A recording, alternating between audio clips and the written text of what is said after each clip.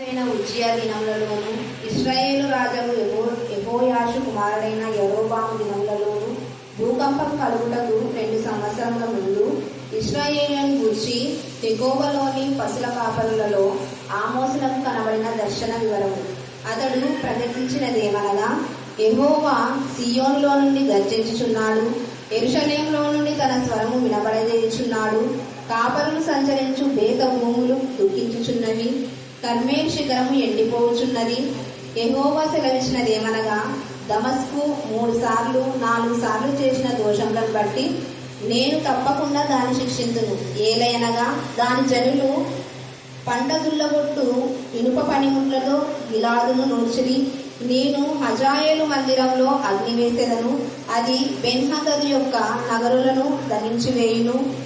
దమస్కు యొక్క అడ్డగడియలను విడిచెదను, ఆవేను లోయలోనున్న నివాసులను నిర్మూలం చేదును.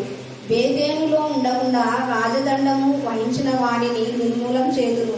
సిరియనులు చెరపట్టబడి కీరు దేశంలో కొనిపోబడుదురని యెహోవా సెలవిస్తున్నాడు. దేవుడి లేఖన భావాన్ని దీవించి ఆశీర్వదించుగాక. ఆమేన్, ఆమేన్. మీరు కోరుకున్నటువంటి ఆరాధనలను ప్రభా అయ్యా దేవుడి భాగ్యం లేదు అయ్యా మా చేత అయ్యా మీరు స్థుతించబడుచున్న ప్రభా అయ్యా స్థుతుల మూలంగా మీరు దేవుడు ప్రభా అయ్యా మీ కొందనాలు స్థుతిస్తూ ప్రభా ఆకాశంలో పదజాలని దేవుడు అయ్యా మీ కొందనాలు ప్రభా మీకు స్తోత్రాలు పరిశుద్ధులయ్యా మీరు మహాత్మ్యం గల దేవుడు అయ్యా మీకు వందనాలు యెహోవా మంచివాడు ఆయనకు అయ్యా మీ వాక్యమే మంచిది, మీరే మంచివాడు ప్రభా. లోకంలో ఏది మంచిది లేదు ప్రభా. చెల్లిస్తున్నాం పరిశుద్ధుడా కొంటున్నాము, పరిశుద్ధత ఏమిటి తగిన ప్రభా. అందుకు బట్టి మీ కొంటున్నాను ఎల్లప్పుడూ మీరు పరిశుద్ధుడు పరిశుద్ధుడు పరిశుద్ధుడు పరిశుద్ధుడని మానకపోయి అడబడిచిన దేవుడు ప్రభా. మీ కొంటున్నాను అయ్యా మీ పరిశుద్ధతల గురించి మీ మహాత్మ్యముల గురించి ప్రభా మేము ఎప్పుడు ఎల్లప్పుడూ ధ్యానించుకోవడానికి సహాయం కలిగించండి. పరిశుద్ధతలో నుంచి అతి పరిశుద్ధతలోనికి మమ్మల్ని నడిపించండి తండ్రి. మీకు వందనాలు అయ్యా మీరు అత్యున్నతమైన సింహాసనం పైన ఆసనుడైన దేవుడు ప్రభా. అందుని బట్టి మీకు చెల్లిస్తున్నాం. ఆకాశం నా సింహాసనం, భూమి నా పాదపీఠం శ్రమించిన దేవుడు, అంత గొప్ప దేవుడు ప్రభా. అయ్యా మా హృదయాలు స్థలం కోరుకున్నామయ్యా, అంత గొప్ప దేవుడు ప్రభా. మా హృదయాలు నివాసం చేయాలని మేము కోరుకున్నాం ప్రభా. అయ్యా మా హృదయాలను సమర్పించుకోవడానికి సహాయం చేస్తున్నా. మీకు నాకు స్థుతులు స్తోత్రములు స్తోత్రములు స్తోత్రములు ప్రభా. అయ్యా మీ సన్నిధిలో వచ్చి ప్రభా ఆనందించడానికి ప్రభా మేము ఆనందించేస్తున్నప్పుడు ప్రభా లోపడానికి మాకు నేర్పించాలి అయ్యా. అయ్యా మీకు నాకు స్థుతులు స్తోత్రములు ప్రభా. అలాగే వారు మీ కుటుంబ సమేతంగా ప్రభా మీ సన్నిధిలో గడపడానికి అయ్యా. అయ్యా మీరు మాకు ఇచ్చిన భాగ్యం బట్టి వందనాలు. మనందరం ఏకముగా ప్రభా మీ సన్నిధిలో ప్రభా మిమ్మల్ని ఆరాధించే భాగ్యం ఇచ్చినందుకు వందనాలు. లోకంలో ఉన్న వారికి భాగ్యం లేదు అయ్యా, మీ సన్నిధిలోనికి అయ్యా వచ్చి నేను ఆరాధించే భాగ్యం.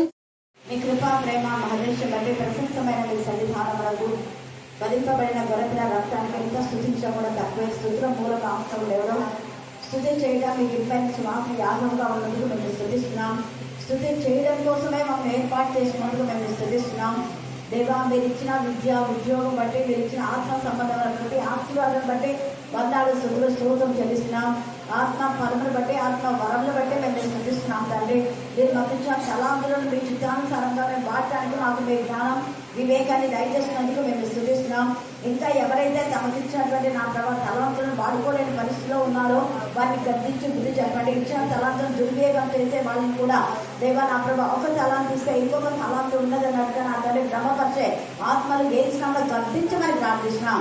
ప్రస్తుత మందు మేత భూములు మా తండ్రి వీడై దుఃఖించిన కారణం అనేక మంది కాపులు నా ప్రభావ చెప్పవలసిన వాక్యం చెప్పకూడని వాటిని బోధించకూడని వాటిని కల్పన కథలు నా ప్రభ నా తండ్రి కలిపి చెరబడి బోధన చేసి అనేక మందిని ఆధ్యాత్మికంగా దేవా పడగొచ్చిన వారితో మీరు మాట్లాడమని ప్రార్థిస్తున్నాం.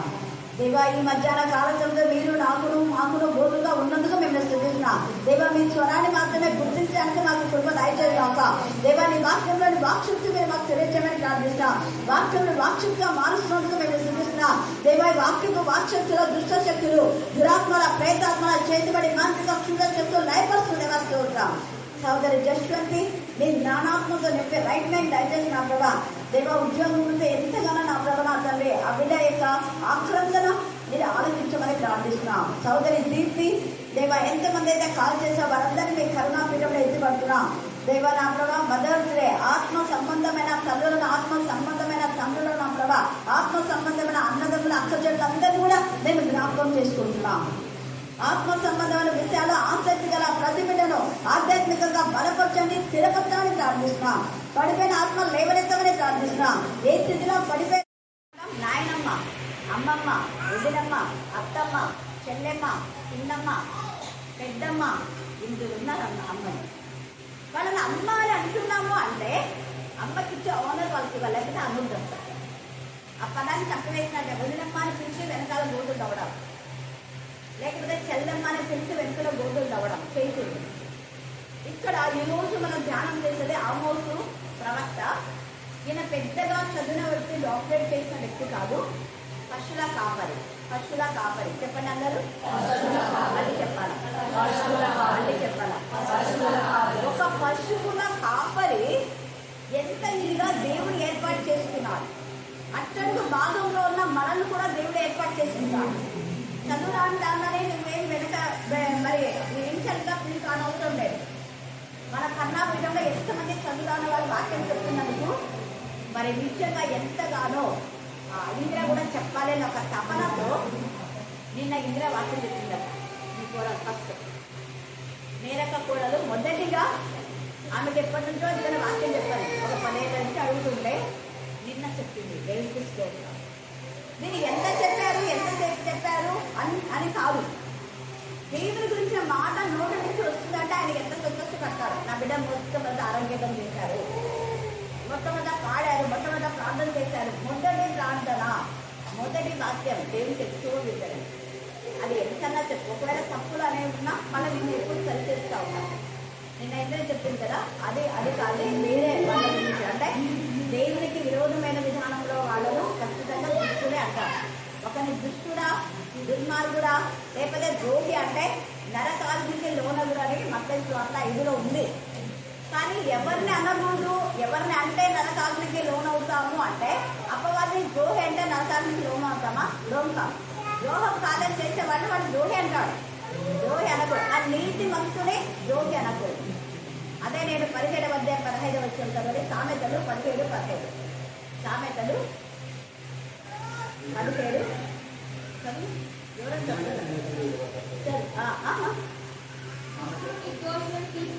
అదే నిర్దోషులను తీర్పు తీర్చువాడు. అంటే నీతిమంతులను దోషులు అన్నా పాపమే, దోషులను నీతిమంతులన్నా కూడా పాపం. రెండూ తప్పే. చనిపోయేటప్పుడు దోషులైనా కూడా వాళ్ళ గురించి ఎక్కువ చెప్తారు కదా, అది అబద్ధం. అబద్ధికులు అందరూ కూడా పోయేది ఎక్కడికి? నరకంలో. వాడు దోషితే వీళ్ళు చేసిన అక్రమాలకు అని మనం న్యాయం చెప్తూ వీళ్ళు బాగుపడితే బాగుండాలని చెప్పాలి.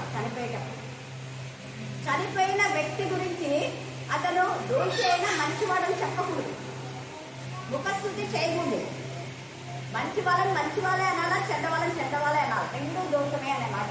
ఇక్కడ ఆమోసు పశువుల కాపరి అయినా ఎవరికి తగిన విధానంలో వాళ్ళని గర్జించి హెచ్చరిక చేస్తారు. గిర్మియా బాలుడైనా కూడా ప్రధాన యాజకులని లెక్క చేయలేదు, రాజులను లెక్క చేయలేదు, ఎవరిని లెక్క చేయలేదు.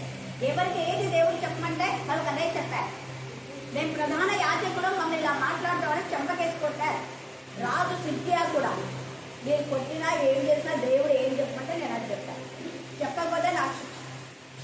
అంటే ఎహెజ్కేలు 33 మనం ఎప్పుడు జ్ఞాపకం చేసుకోవాలి మైండ్లో. అక్కడ హెచ్చరిక చేయమని దేవుడు చెప్తే ప్రభావం నేను పెద్దోళ్ళు, వీళ్ళ అధికారులు, వీళ్ళ కలెక్టర్లు, వీళ్ళకి నేను చెప్పలేనా అని అనకూడదు. చెప్పకపోతే వాళ్ళ ప్రాణ దోషం మీ మీదకి వస్తుంది. చెప్పినా కూడా వీడైతే పిల్లకాయ అని అనుకుంటే వాళ్ళ ప్రాణ దోషం వాళ్ళ మీదే ఉంటుంది. హల్లెలూయా, హల్లెలూయా. ఈ యొక్క ఆమోసును ఎంత ఇన్సల్ట్ చేసి మాట్లాడతారు. నువ్వేది నాకు చెప్పేది, నువ్వు పశువుల కాపరి కదా. అవును, నేను మేడి పనులు ఏరుకుంటూ ఉంటే దేవుడు నన్ను పిలిచాను, నేను పశువుల కాపరినే. నాకు అక్షర జ్ఞానం ఏం లేదు, కానీ దేవుని ఆత్మ జ్ఞానం ఉంది. నాకు అక్షర జ్ఞానం లేదు. నాకు ఏ జ్ఞానం ఉంది? అందరూ చెప్పాలా? అదే చెప్పాలా? ఆత్మ జ్ఞానం ఎక్కువనా, అక్షర జ్ఞానం ఎక్కువనా? ఎందుకు? జ్ఞానవంతుడైనా సొలొమోను ఏమైనాడు?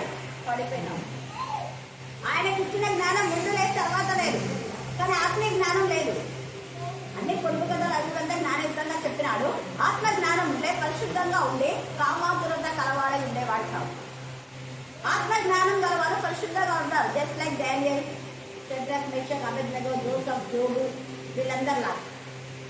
యోబు ఎంత ఇంటిగా తన పరిశుద్ధతను కాపాడుకున్నాడు. పరిశుద్ధతను కాపాడుకున్న వాళ్ళే ఆత్మ జ్ఞానం కలవాలి. ఆత్మ జ్ఞానం కలవాలమని చెప్పి వాక్యం చెప్పి ప్రాణం చేసి లోకానుసారంగా ఉంటే వాళ్ళు తమను తామే మోసపరుచుకున్నవారు. ఇలా తమను తామే మోసపరుచుకున్న కాపరులు ఏం చేస్తున్నాయంటే మేత భూములు అంటారు. అవి ఏ మేత భూములు? కాపరులు సంచరించే మేత భూములు. అండర్లైన్ చేసుకోవాలి. అంటే కాపరులు ఉన్నటువంటి సంఘాలు. మేత భూమి అంటే ఏంటి? సంఘమే.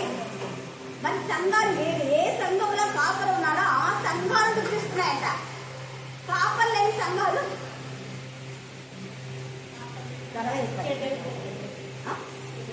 మళ్ళీ చెప్తారు. కాపర్లు ఉన్న సంఘాలు చూపిస్తున్నాయి, కాపర్ లేని సంఘాలు చెప్పు, గట్టి చెప్పు. మీరు డౌట్ ఏమో కరెక్ట్. ఎందుకంటే ఎక్కడ కాపర్లే అక్కడ ఏసైనాడు. నేనే మీకు కాపర్ని అన్నాడు. చిన్న మంద భయపెడితే అన్నాడు. చిన్న మందకి ఎవరు కాపరి? ఏసైనా కాపరి. తండ్రి లేని వారికి ఎవరు తండ్రి? ఏసైనా తండ్రి. తల్లి లేని వారికి నేను తల్లిగా ఉన్నా. ఒకరి తల్లి వారిని ఆదరించినట్టు నేను మిమ్మల్ని ఆదరించిన. ఏషియా 63:13. ఏషియా 65లో ఇంకా చాలా విషయాలు ఉన్నాయి చూడండి. ఏషియా 65లో ఉన్నటువంటి ఆ యొక్క ప్రవచనాలు ఇక్కడ ఆమోసు ప్రవచిస్తూ ఉన్నాడు. 65వ అధ్యాయము 12-14 దాకా చదవండి. నేను మాట్లాడగా అది నేను మాట్లాడితే మీరు ఆలోచింపగా దేవుని దృష్టికి చెడుదైన దాన్ని చేసిన. ఇది చెయ్యొద్దు, ఇది వద్దు, తప్పు అంటే మళ్ళీ అదే చేస్తున్నారు. మీ కానుకల కంటే మీ యొక్క అవంటే మీకంటే నాకు మీ యొక్క సన్నిధి కావాలి. మీరు నాతో ఉన్నారు, నేను మీతో ఉండాలి. అలాగే దేవునితో ఉండే వాళ్ళకి ఎప్పుడు ఏది ఇవ్వమ్మా దేవుడు ఇస్తున్నాడో అది కూడా దర్శనం అయిపోతుంది. ఇచ్చింది కూడా. కానీ నువ్వు ఇచ్చినా కూడా దేవుడి సంగా లేకపోతే దర్శించుకున్నావు. మళ్ళీ చెప్తాను. మనం కొంత మార్చుకొని పంచపక్ష పరిమాణాలు పెట్టినాం అనుకో, తినే వాళ్ళు తిన్నారా? వాడు తీసుకో తిను అంటే తింటా అంటే వస్తున్నాడు. మా బాబే అంటే వస్తున్నాడు. హల్లెలూయా, హల్లెలూయా. తండ్రి అయిన దేవుడు కూడా అంతే. ఇక్కడ ఎంత చక్కగా ఇస్తాడు. ఇంకా చదవ 14 వరకు. అదే మనం కోరుకుంటున్నాం, ప్రార్థన చేస్తున్నాం. ఏంటిది? దేవుడికి ఇష్టం. నాకు ఇష్టం కాని దాన్ని కోరితిరి. నేను ఖడ్గమును. ఖడ్గమే మీకు అదృష్టం. అదృష్టం అని మీరు ఏమని అనుకున్నారో ఖడ్గమే. వదకు లోనగులు కావున ప్రభువు యెహోవా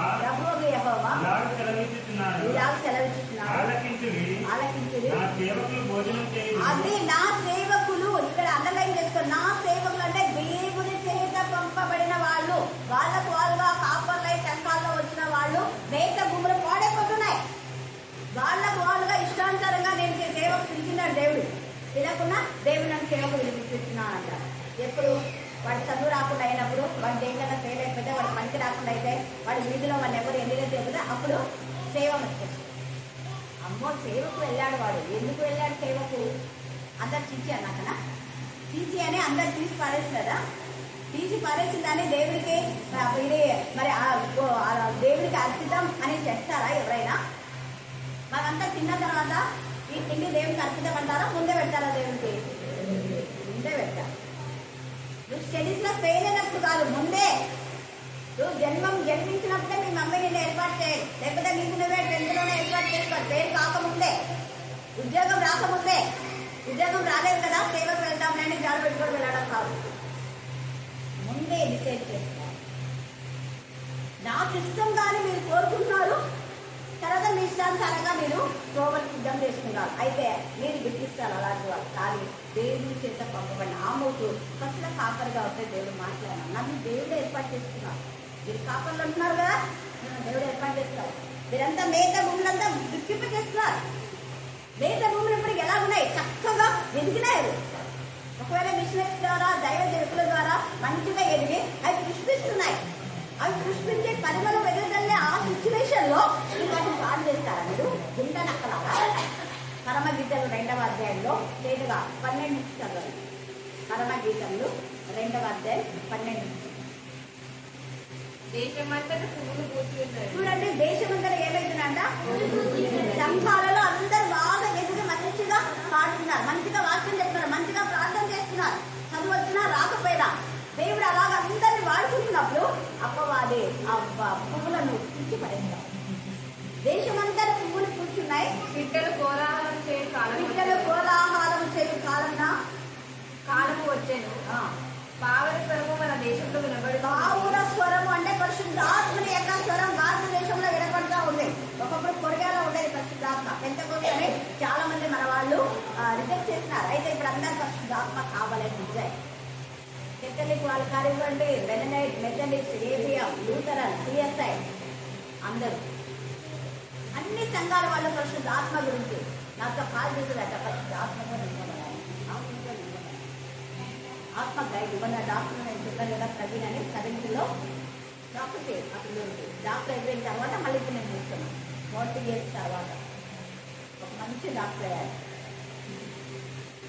అక్క మీరు ప్రవచనం చెప్పారు, నేను గుర్తుందా అని అన్నారు. 5 నేను అసలు 7 గంటల పిల్లలు 48 గంటలు వాళ్ళ పిల్లలు సాక్షి అక్కడ బ్రాండెన్ అంతా ఇవ్వలేదు, వాళ్ళందరూ కూడా పే చేసి హల్లెలూయా హల్లెలూయా ఆ అబ్బాయి అంటున్నాడు అన్నమాట, పరిశుద్ధ ఆత్మ కోసం నేను నింపబడాలన్న. అప్పుడు మీరు వచ్చింది ఎంత బాగుంటుంది, ఎందుకు మీరు మానేస్తున్నారు నంద్యాల రాకుండా? 35 years అయింది నంద్యాల చేయలేదు. అప్పుడు నేను 5 years చాలా ప్రతి సంవత్సరం 5 కన్నా వెళ్ళేదాన్ని. పరిశుద్ధ ఆత్మ ఒక డాక్టర్ ఇది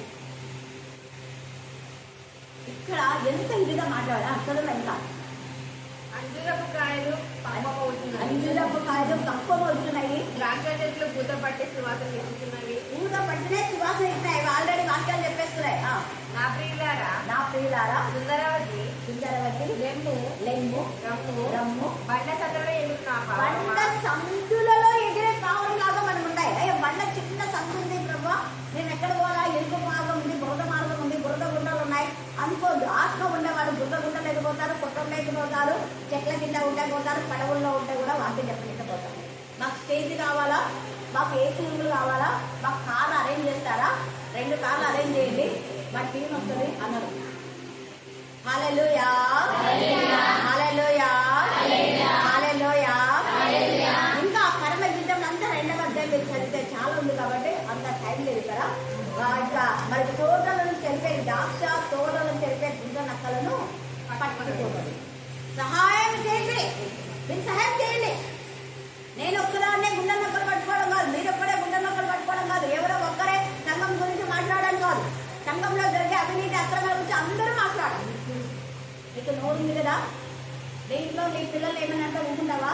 నీ భర్త నీ భార్య నీ అక్కడలు అంటే ఊరుకుంటావా? దేవుడు ఎక్కడ ఆ తప్పులన్నీ ఇక్కడ ఇవన్నీ చెప్పడానికి కారణం ఏంటంటే ఆమోసు ప్రవచనాలన్నీ గర్భిస్తారు. వీరు చేసిన తప్పులు ఒకరు కాదు 3-4 సార్లు తప్పు చేశారు. నేత భూములన్నీ పాడైపోతున్నాయి. ఊరికే ఉన్నారు మీరు, మేము రక్షణ పొందుతున్నాం, మేము వాక్యం చెప్తున్నాం, మేము ప్రాణం చేస్తున్నాం, ఇలా అనుకుంటున్నారా? మీరు పాడైపోయిన దాన్ని సరిగ్గా చేయండి. అందుకని ఇక్కడ కాపర్లు దుఃఖిస్తున్నారు. ఎందుకు వాళ్ళకు దుఃఖం వస్తుంది అంటే కాపర్లు సంచరించు మేత భూములు అంట. చాలా బాధగా ఉంది.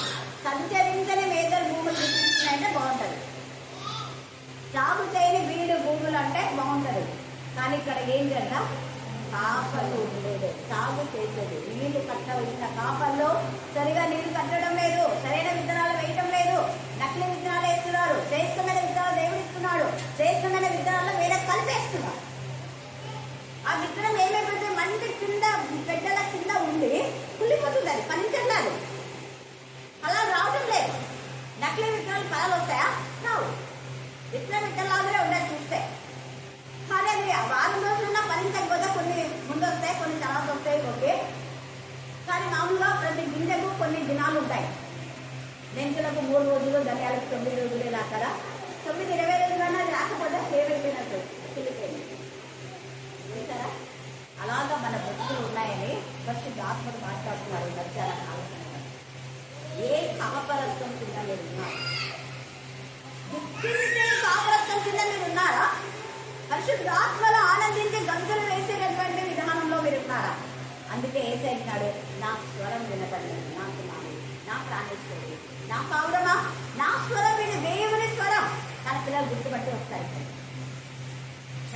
దేవుని స్వరమే కాదు, అందులో స్వరం అది వినం. యోహాను సువార్త 10వ అధ్యాయం అంటే కొంత అక్కడ ఉంది కదా, రెఫరెన్స్ అవసరం లేదు. నా గొర్రెలు ఎవరి స్వరం వింటాయంట? నా స్వరం, వేరే స్వరాలు వినవవి ఇష్టపడవాలి. నేను అందుకే ఎక్కడైనా తప్పుడు బోధ చెప్తే వినొద్దు. అది సరైన బోధ అలాగా ఉన్నాయో లేదని గ్రీక్ దేశ స్త్రీలు, ఘనత గల స్త్రీలు రీసెర్చ్ చేస్తున్నారు. వాళ్ళు మీరు కూడా రీసెర్చ్ చేయాలి. అలాగే ఉన్నాయా? కలిపినాడు, కలిపి చేసిన బోధలు అస్సలు వినదు. అందుకని ఇక్కడ పరిశుద్ధ ఆత్మదేవుడు ఎంత తేటగా మాట్లాడుతూ ఉన్నారు మనతో, మీతో నాతో. 28 మనం చూస్తే కీర్తన, అక్కడ ఆయన స్వరం ఎలాగ ఉంటుందంటే బండలు బద్దలు చేసేది, కాదేశు అరణ్యంలో కాల్ చేసేది. ఆయన స్వరం వినగానే లేళ్లు నింటాయట. ఊరికే తండ్రి అయిన దేవుడు మాట చెప్పగానే లేళ్లు నింపిపోతాయి అని చెప్పి అక్కడ రాయబడి ఎంత చక్కగా 1-2 వచనాలు చూడండి. యెహోవా స్వరం 29 కీర్తన. అలర్ట్గా ఉండాలి. దైవ పుత్రులారా యెహోవాకు ఆరోపించుడి, ప్రభావ మహాత్మ్యములను యెహోవాకు ఆరోపించుడి, యెహోవా నామమునకు చెందవలసిన ప్రభావం ఆయనకి ఇవ్వాలి. మనం ఏ ప్రభావం ఇస్తున్నాం ఆయనకు? ఇంకా ఆయనకు ఆరోపించుడి, ప్రతిష్ఠితంలో ఆభరణంలోను ధరించుకొని ఆయన ఎదుట సాగిలపరుడి. అది అండర్లైన్ చేసుకోండి. యెహోవా స్వరము జలముల మీద వినబడుచున్నది. జలములు అంటే జనాలు, జనముల పైన ఉన్నటువంటి ఆమె అంటే జనాలను పాడు చేసినట్టు ఆమె అని అర్థం. జనముల పైన ఉన్నవారంటే జనాలకు మంచి చెప్పేవాళ్ళు అని అర్థం. జనములు మహిమగల దేవుడు ఉరుము వలె గర్జించుతున్నాడు. మహాజలముల మీద సంచరిస్తున్నాడు. సంఘాల మీద, పెద్ద పెద్ద సంఘాలలో ఆయన సంచారం చేస్తున్నాడు. హృదయాలలో సంచారం చేస్తున్నాడు. మనమే ఆయన స్వరాన్ని మనం వినాలి. ఆయన స్వరం ఏంటంటే నువ్వు దేవుని బిడ్డగా, పరిశుద్ధమైన బిడ్డగా, ప్రత్యేకించి ప్రతిష్ఠించబడిన దానిగా ఉండాలి. 1-2 తప్పులు చేస్తే క్షమాపణ కోరుకోవాలి. వీళ్ళు క్షమాపణ కోరుకోలేదు, పైగా వీళ్ళ తప్పులు క్షమించరానివి. ఎందుకంటే పరిశుద్ధాత్మకు వ్యతిరేకంగా చేశారు. అందుకనే మనం ఏషియాలో మీరు చూస్తే చాలా దేశాల గురించి ప్రవచనం ఉంది. అక్కడ ఈ దేశాల గురించి కూడా అక్కడ ఉంది, దమస్కు గురించి. ఇక్కడ యెహోవా సియోను నుండి గర్జించుతున్నాడు, యెరూషలేము నుండి తన స్వరము వినబడజేస్తున్నాడు. యెరూషలేము గురించి, యూదా గురించి, సియోను గురించి ఏషియాలో ప్రవచిస్తారు. తర్వాత అన్నారు కదా, కాపళ్ళు సంచరించే మేకములు దుఃఖించినాయి. కర్మేలు శిఖరం ఏమైందంట? ఎండిపోతున్నాయి. కాపళ్ళు ఉన్న సంఘాలు ఎండిపోతున్నాయి. ఆత్మలు ఆత్మీయంగా లేవు, అన్ని ఎడర్లాగా అయిపోతున్నాయి. ఏసే రాకడకు ఎంత పెద్ద 2-3 వేల ఉన్న సంఘాలు ఉన్నాయి. 2-3 వేల ఎత్తబడితే మంచిదే. ఎత్తబడుతున్నారా? ఎత్తబడకపోతే అంత పెద్ద సంఘమే అంత కోర్టు పెట్టినట్టు కూడా అయ్యింది. అందుకే ఎండిపోతున్నాయి. ఎందుకు ఎండిపోతున్నాయి? పాడేవాళ్ళు పాడలేకపోతున్నారు, ప్రార్థించే వాళ్ళు ప్రార్థించలేకపోతున్నారు, వాక్యం చెప్పే వాళ్ళు చెప్పకుండా అడ్డుపడలేదు. అందుకే ఎండిపోతున్నాయి. ఎంత బాధగా ఉంది. తర్వాత యెహోవా సెలవిచ్చినది ఏమనగా, దమస్కు 3 సార్లు 4 సార్లు చేసిన దోషం బట్టి నేను తప్పకుండా దాన్ని శిక్షించును. వేరే అనగా దాని చెరువులు పంట గిల్లగొట్టు ఇనుప పనిముట్లతో గిలాదులలో వచ్చింది. గిలాదులో బుద్ధులు ఉంది, గిలాదులో వైద్యులు ఉన్నారు, గిలాదు అందరికి స్వస్థత ఇచ్చేది. అలాంటి గిలాదుకు ఆటంకకరంగా ఉన్నారు. ఆత్మను రక్షించే వాళ్ళకు ఆటంకరంగా ఉన్నారు. పంటను గుల్లగొట్టేస్తున్నారు. వాళ్ళు పంట చీటీ రాకుండా చేస్తున్నారు. క్రూరులు, సజ్జన ద్వేషులు, గర్వాంధులు, వెనుకంలాడవారు, ఇంకా చాలా ఉన్నాయి వీళ్ళకి. అయితే ఒక్క తప్పు చేస్తేనే మనము నిజంగా మనకి ఎన్ని తప్పులు చేస్తున్నామో ఇక్కడ 2, 3, 4 సార్లు మన తప్పులైనా మనం ఆత్మకర్షణ చేసుకొని పశ్చాత్తపడి ఇక మీద ఆ తప్పు చేయాలి. తప్పు అనే మాట మెయిన్గా పరిశుద్ధాత్మకు వ్యతిరేకంగా చేయకూడదు. దేవుని పిల్లలపైన నేరారోపణ చేయకూడదు. చేస్తే నువ్వు ఏడిస్తే దేవుని పిల్లలు సంతోషిస్తారు. వాక్యంలో తేదగా ఉంది. దేవుని సమృద్ధైన వాక్యం మీకు ఇచ్చినప్పుడు నువ్వు వాక్యం నిర్లక్ష్యం చేశావు. వాక్యం ఎవరైతే నిర్లక్ష్యం చేస్తారో వాళ్ళకి తిండి కూడా సరిగా దొరకదు. అంటే తినాలన్నా తినలేదు, తిన్నా తృప్తి ఉండదు, నెమ్మది ఉండదు, సంతోషం ఉండదు, ఆనందం ఉండదు.